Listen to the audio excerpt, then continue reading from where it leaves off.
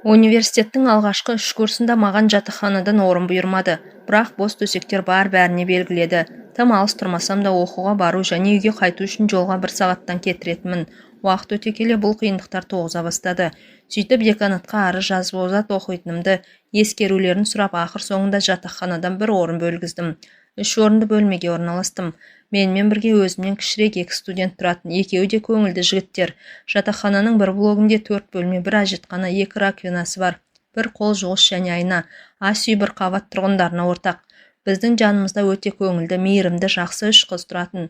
Бағы жанғыш адам екенмін. Себебі басқа блоктар мен қабаттарда тұратын таныстарым көршілері жайлы түрлі ақылға кірмейтін заттар айтып, үнемі шағым түсіруші еді.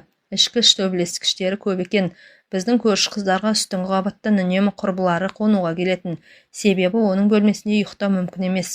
Бірге тұратын көршілер бір түрлі қорқынышты ән тыңдайды да, даладағы уақытпен жан-жағындағы адамдардың не істеп жатқанына қарамастан кез келген уақытта даңғырлатып қосып қояды.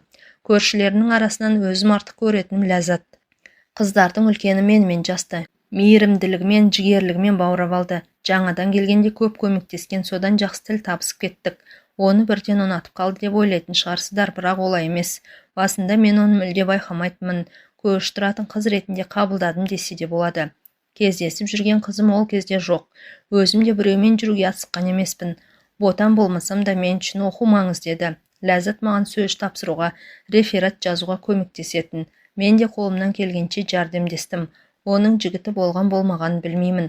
Жанынан жігіт атаулыны көрген жоқпын. Жақсы дос болып кеттік. Адамдарға да өмірге де ашық. Ләззат жеңілтек қыздардың қатарынан емес, бірақ кейде ашық киінетін әдеті бар. Жігіттермен өзін еркін ұстайтын. Таңертең киетін сүйкімді киімі қысқа топик пен белдемше. Бұдан сымбаттырақ болғанда жігіттердің назарынан тыс қалмасы анық. Қалай айтсам екен, ол тәбеттеді. Жоқ, мүлде толық емес, бірақ сонда да арықтардың қатарынан емес. Шынымды айтсам, маған ұнайтын қыздарға ұқсамайды. Мен оған жігіттің көзімен емес, дос ретінде қарайтынмын. Бір күні неге екені есімде жоқ, бірақ көңіл күйім айтарлықтай көтеріңкеді. Маған тән емес жеңілдік. Тостағанымды жуайын деп бөлмеден қол жуғышқа шықтым. Бәрі аяғын тамақтанғаннан кейін жуса жатақханада тек тамақ ішу үшін шаятынбыз. Осы уақытта бөлмесінен Ләззат та күліп шықты. Екеуміз амандасқанымыз сол еді. Мен оған бірінші рет қысқа белдемшесі туралы ескерту жасадым. Ерекше көңіл күйімнің әсері ғой. Бәрі басқа күндері батылым жетпес сөзсіз. Ләззат қашанғы осылайша жалғасады? Аясайшы бізді дедім. Мен жанынан өте бере. Өзім үшін күтпеген жерден бөксесінен ойнақ қағып жібердім. Ей деп күле шыңғырып жіберді де, маған жылдам жақындап қарымта шапалақпен салып жіберді. Күн керемет өтті. Ал кешке аяқ астынан топ ете Ляска туралы ойлай бастадым. Басымда сан алуан қиялдар кетті. Қандай екенін түсініп тұрған шығарсыздар. Мен өзімнен бұндайды күтпеген едім. Таңертеңгі кішігірім әзіл ара қатынасымызды басқа арнаға бұрарын кім білген. Бұған дейін дос деп санап жүрген Ләззат енді мен үшін басқа адам. Оған бірінші рет жігіт ретінде көз салдым. Ғашық болдым қалдым деп ойлайсыздар ма? Жоқ, олай емесіне сенімдімін. Арамыздағы фильтр жалғаса берді. Оны біресе ақырын итеріп жіберемін, бірде бөксесінен абайлап тартып қаламын. Қорқамын ба, ұяламын ба, қайдам. Кейде бөлмесіне баратынмын. Қыздармен түрлі тақырыптарға дауласып, артынан жастықпен қағып, бөлмесінің паша-пашасын шығарып ойнайтынбыз. Лясканың таңертең ашық киінетіні, кешкісін клубтарға жиі баратыны енді мен ашуландыра бастады. Таңертең қол жуғышқа кезігіп қалдық.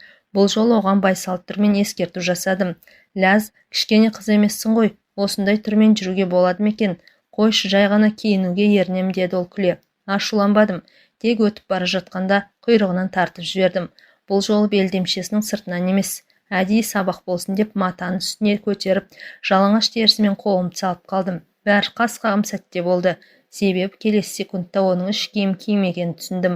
Белдемшесінің астынан тыр жалаңаш екен. Тұрған жерімде қатып та қалдым. Не істерін білмей қалдым. Бұрылдым да кешірім сұрай бастадым. Аңыраған аузымен көздерін жыпылықтата ол маған тесіліп қарап тұр. Оқиға орнынан із суыттым. Жігіттерге сабақ ертерек кетіп қалған. Бөлмемнің есігін жауып, арқамнан сүйендім. Біреуден қашып келіп жасырынып тұрғандай. Егер әлі де түсінбесеңіздер, мен қарапайым, бірақ тентек баламын. Кейде жасаған әрекетім үшін қатты жерге кіріп кетерде ұяламын. Әрі қарай не істерімді білмедім. Есік тықырлады. Біреу қағып тұр. Ашсам Ләззат. Ренжулі ма, ашуланып тұр ма? Жүзінен түсіну қиын. Үнсіз кірді. Артынан есік жабылды. Бірер минут ештеңе демей менен көз алмады. Қызарғаным-ай, бұдан бетер ешқашан ұялып көрмеген шығармын. Сірә, ол назарын менен өзгеге бұрар емес. Жанына тақалып тағы да кешірім жаудыра бастадым. Ішімнен енді өзің ғой, әрі-бері ашық-шашық жүрген деп айтқым келсе де, қазір олай деуге қолайсыз сәт екенін түсініп тұрмын.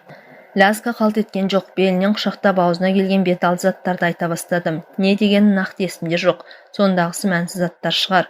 Ол көзін түсіріп, белінде тұрған менің қолыма қарады. Содан кейін жақындады да біз жақындаса бастадық. Дәл осы кезде өлердей қорықтым. Себебі оның ойында не барын білген жоқпын. Мүмкін тілімді тістеп алғысы келген шығар. Басымдағы ойлар сан-саққа жүгірді. Абайлап құшақтасып жаттық. Бұрын соңды болмаған эмоциялар, ләззат керемет сүйіседі екен.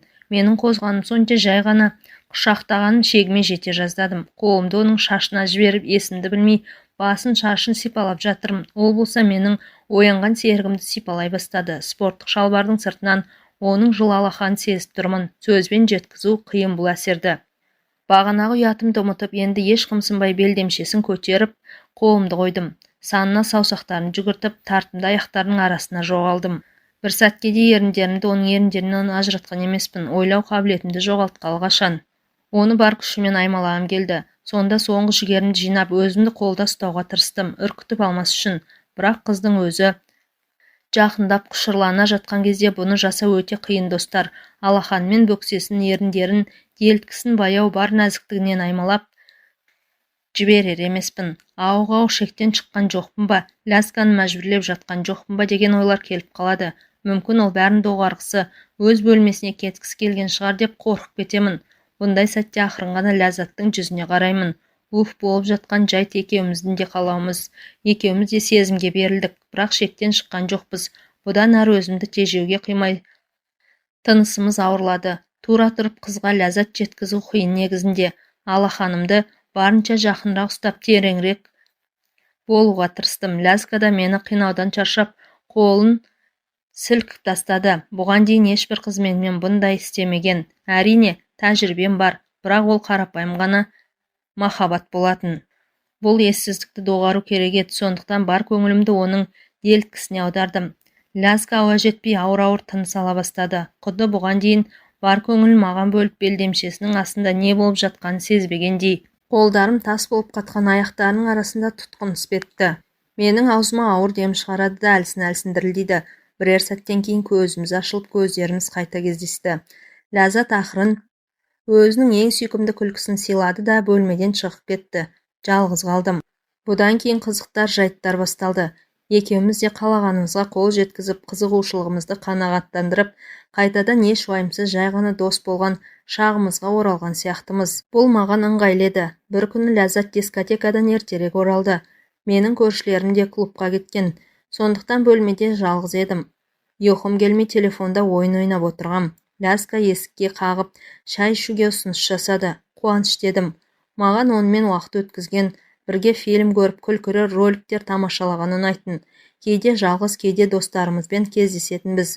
Бұл жолы фильмге тым кеш болғандықтан жай ғана YouTube'ты шарлауға кірістік.